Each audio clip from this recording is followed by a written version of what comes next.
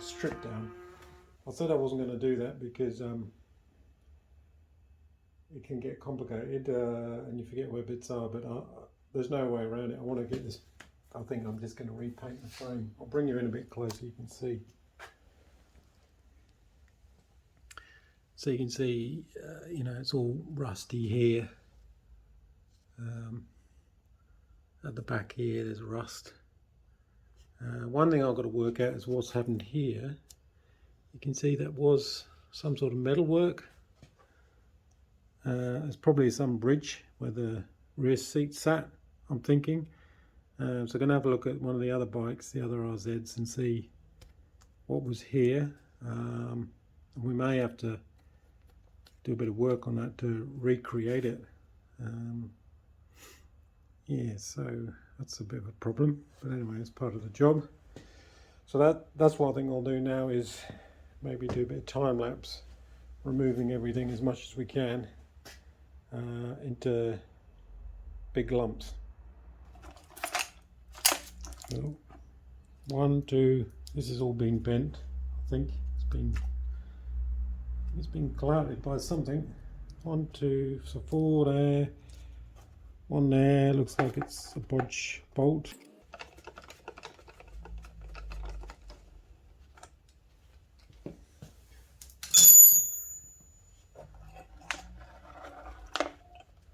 Okay, that's 1 piece.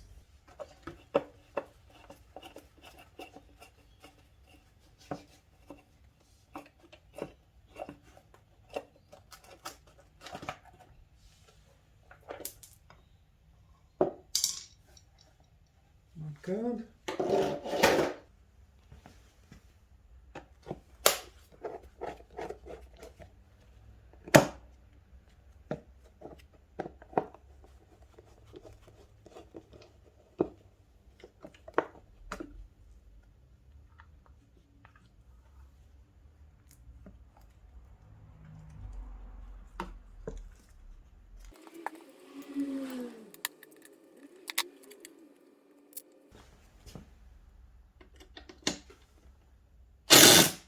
Yeah, that's done up.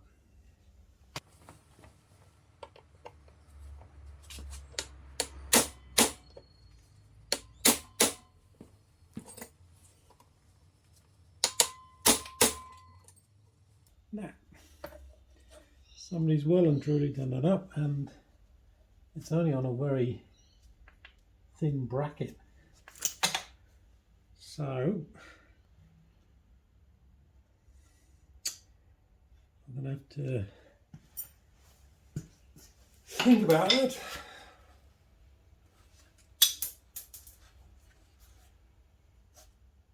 It's not original, believe it or not. Well, in the end I just drilled the end of this screw off because it was just too tight. I think they've used the wrong focus. Yeah, they've used the wrong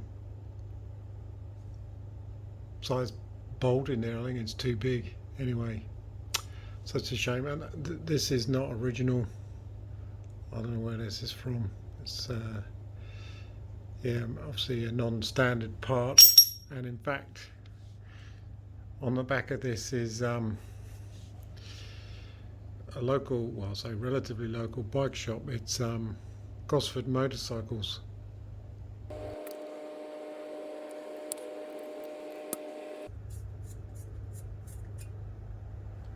So I've removed the mudguards, rear footrest, and the brake caliper, or the entire brake system. So that's all gone. Yeah, so I just got to make sure I label up the wiring so we know where everything's going, and I'll just push this wiring to the front. Next thing we can do is attack the swinging arm. We'll do that tomorrow.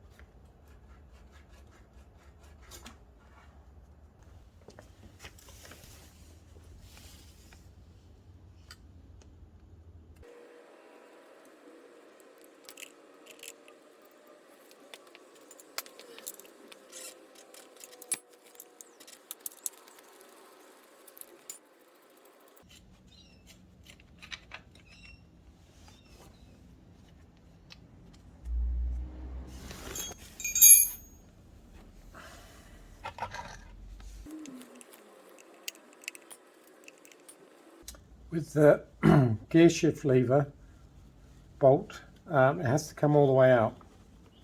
You can't just loosen it. You'll see in a minute why.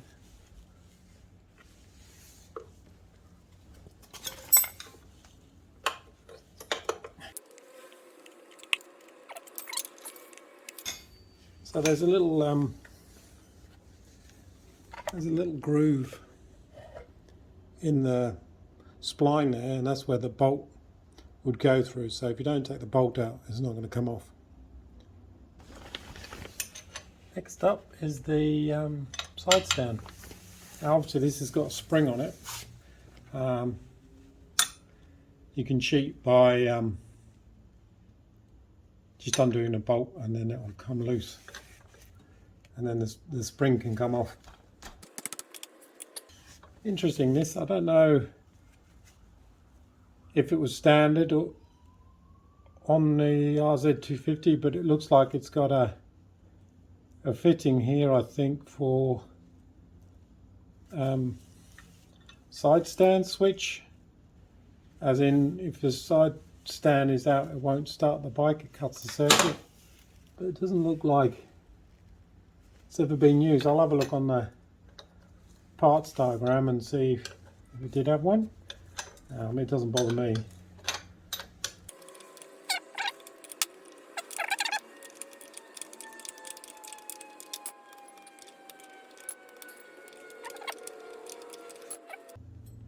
So with the bolt out, it's just a bit easier. The spring will just fall off. So I've just removed the carburetors and disconnected the throttle cables. The other cable is this one, where it comes down from the splitter. So the throttle cable is coming along here, and my thumb is from above. It goes into this splitter. Two go off to the carburetors, and the third one comes around here, comes down through the front of the engine, and at the bottom here, I'll zoom in, is the oil pump, two-stroke oil pump. And the more, obviously as you open up the throttle, more fuel is going through, and it has the effect of pushing a plunger in. You can see as I turn the throttle, this is winding this open, and it basically pumps more two-stroke oil in. So we just need to disconnect that little nipple that's on the end of the cable. It's a little bit tricky, but if we get these cables out of the way, might be able to see a bit better. So I think that's the big fat pipe is the feed from the two-stroke oil reservoir, and then the two smaller, thinner, harder cables, pipes, go to the two carburetors. So basically it's just pumping two-stroke oil in directly into the carburetors, and that's where you get your two-stroke mix from. So if this dies and stops pumping, you can seize your engine. And there's also, you need to set up the strength of the mixture. There is some alignment pins when we set this engine up in the future. You need to align everything so that it's giving the right mixture at idle and full throttle. So let's just pull these out of the way. I don't want to disconnect them because it keeps it clean. We'll just pull these two, and also I need to know which ones go where. These thinner ones, they get quite stiff. I still don't know if we're going to replace them or we'll try and keep them. Yeah, so that's those. So now we've got, maybe you can see the cable at the back there. We just got to slacken it off so that the cable can come around the front of the pulley. So you can see the cable in this pulley right down in the middle there. As I'm trying to hook it out, there's this small spring that's located in the pulley, and as I'm unwinding it, it's catching on that and won't let it come all the way out. So I've got to somehow just tease that out. You can see it's sort of disappeared. I want to let go, it pops back in. I don't really want to put that spring out because it means fiddling around to get up in there again. So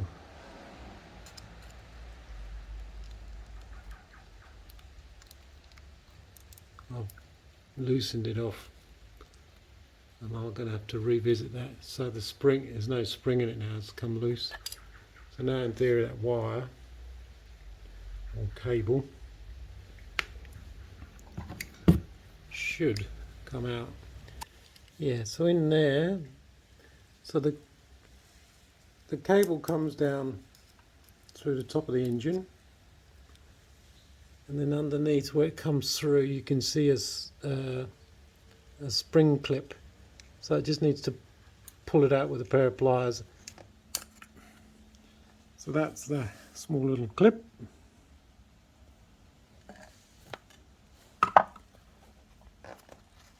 It should just wiggle out.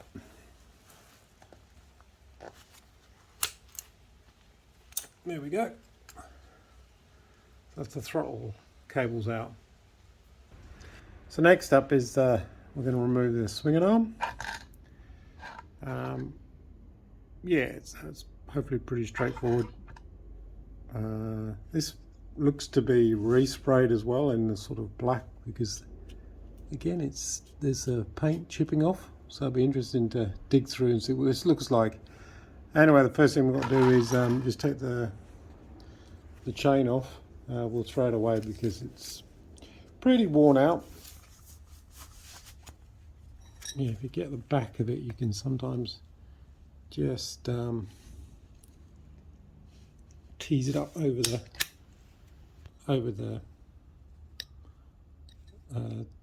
I suppose the other chain rivet, and then it should just come off. Now if you ever do that, you need to replace it, because you can see it's now bent now. You could, in an emergency, you could reuse it, but yeah, it's not worth it. We just buy another one of the cheapest chips, and then we can just pop the plate off, hopefully.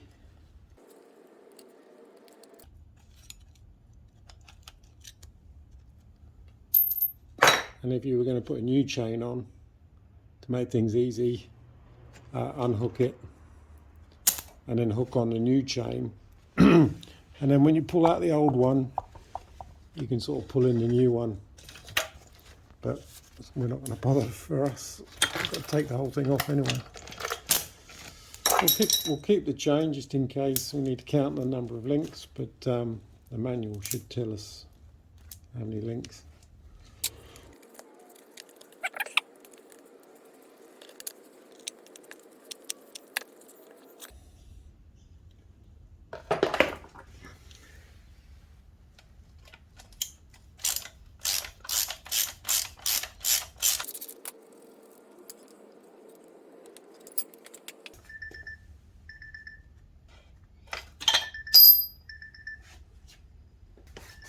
Okay, that's out the bottom. We can probably get away with maybe just taking the top one off.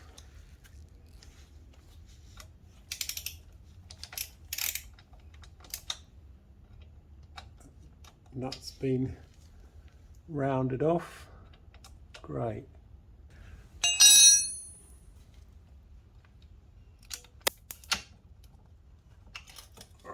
That's out. Next up, that can come out.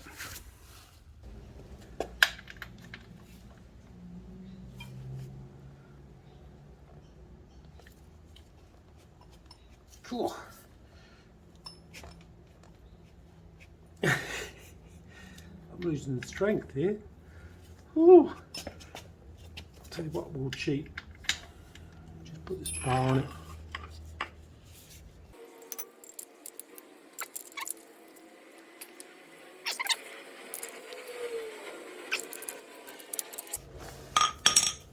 Sometimes these lock nuts, you can see there's a small flange in there, they can get cross-threaded. Because really that should be relatively loose. There it goes.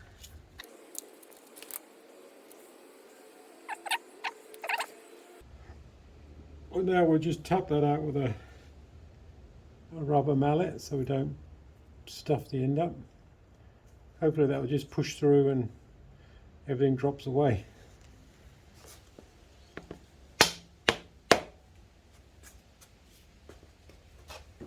It's a good sign it's not stuck.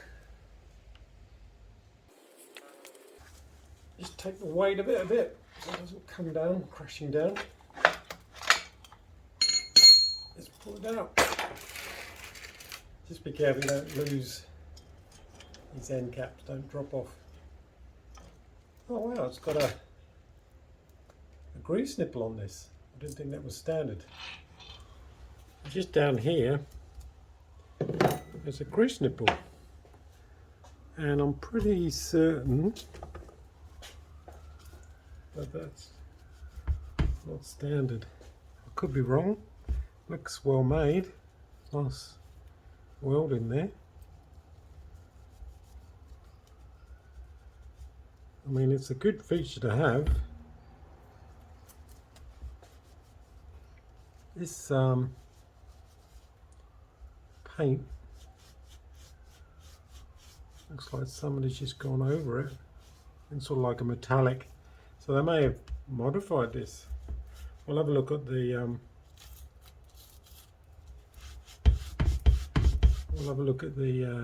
parts diagram.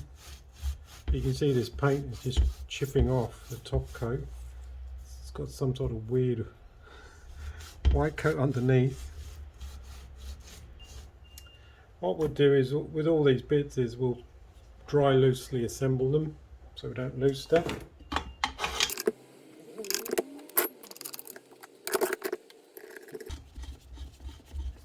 And also we remember how this stuff goes back together.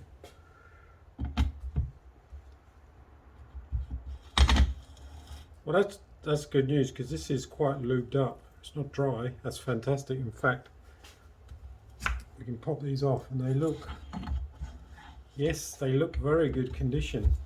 Whoa, wow, that's awesome. Look at the quality on that. There's not just a tiny bit of surface rust. That's awesome, because these are a bit, these have notoriously wear themselves out, but that is, given its age, immaculate. And everything's lubed up. That's awesome. Whoever did that had the head screwed on. So that's cool. Good news. That's just a basic restrip. Well, we'll have a look at the bearings in here with the dog bones, and like I said, we'll probably maybe get this regas or just replace it. I don't know. So that went there. Now I think, given the length of that, it's not that one, so it must be this one. Ooh, these are all lubed up. That's brilliant. Again, nicely greased. Good on them. That's great news.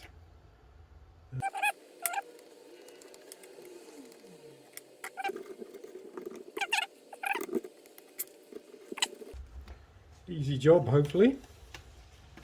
Next up, we've got the, we'll just take off the, well, it's easy to get to. We'll just take off this power valve pulley. Now we've disconnected the cables. You can rotate the power valve. Oh, it's a bit stiff. Till it stops. Because I was a bit worried I might snap the cables or something, or snap this plastic off. So paranoid about breaking this thing. So hopefully this will just unscrew. I might just put something in there to stop the power valve rotating. Okay, so the power valve's wedged against this pole. There it goes, good. Breathe a sigh of relief. That's that. Then we just pull this off gently.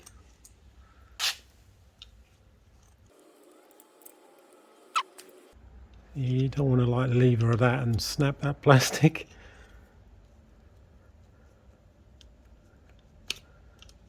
Just wiggle it off. There you go, and there's behind there you can see the power valve seals. These notoriously leak and they wear out. That looks in good condition. So we've now got the plastic pulley off. There's a couple of Allen bolts behind there, and then this whole cover just drops off.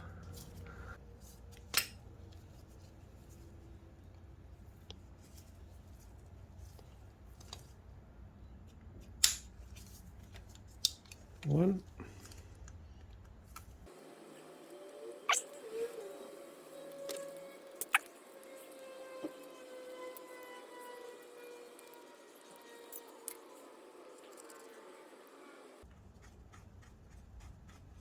You can see up here there's a little hole.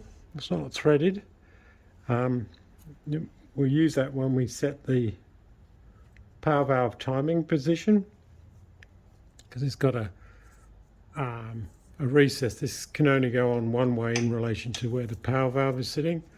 So you just whack that back on, and then I think you turn the ignition on, it does the wipe, and then you adjust it so with the cables, so you can just put a screwdriver or some sort of pin so the two holes line up, and then you set your cables so they're in the right position, and it's done. So every time it does the wipe, it should be lining up at that without the engine running.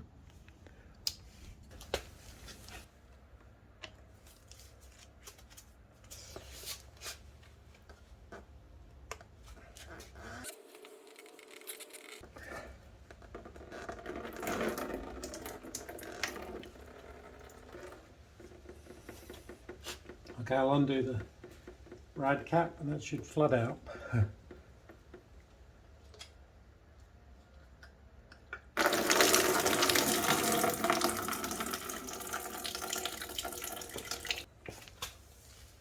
now we just try and catch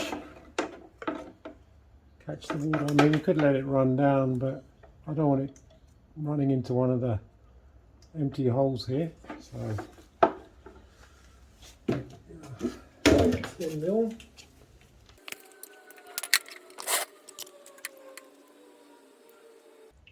there we go.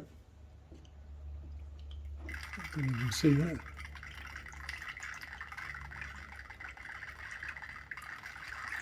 It's a fair bit of water in the cylinder block, obviously. They got a little copper gasket. They're almost finger tight, so don't go overboard tightening them up.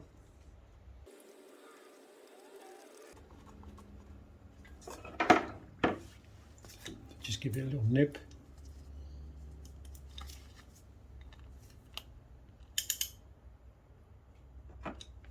That'll do. And we do the same on the other side.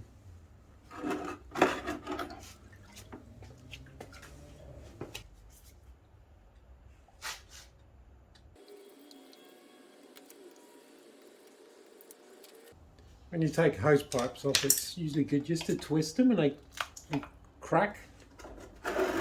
You get that sort of snap, and it just makes them easier to pull off.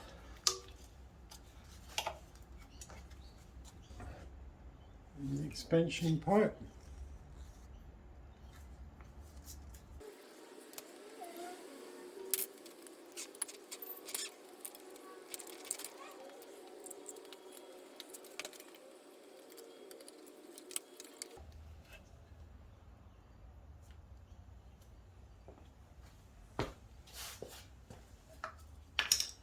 I think that's all the pipe work on. We can just undo the 4 bolts. So basically one at the top, bottom,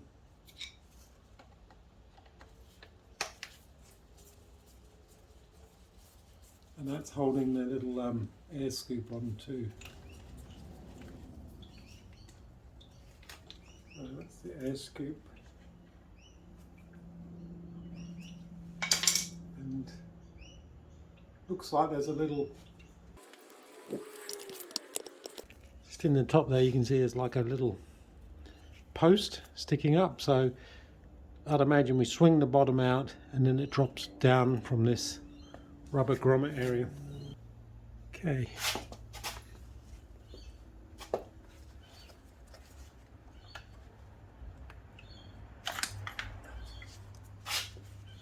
Give it a little wiggle and it just comes out. Condition, that's the back of the radiator facing the engine, and the front doesn't look too bad. There's not many dings. I think that line is probably where the plastic has just been rubbing against the aluminium, but yeah, it looks alright. There's no massive dents. Pretty good. We'll give it a good wash and blow out. I mean, if you really want to, you can pressure test them, but we might do that just for a laugh. So that's good. One thing we're doing as well is all holes are being blocked up, not just in the radiator but in the engine, carburetor, anywhere where we could accidentally drop a bit of a grit or a washer or a nut. Only takes a few moments just to block things up, but hours if you drop something in there, like dropping something in the engine or in a fuel tank. There, the hole's covered up. It's good. We'll repeat on the engine. I think that's enough for this video, so join us in the next one where we'll finish off the strip down. We'll remove the front forks and the engine. See you then.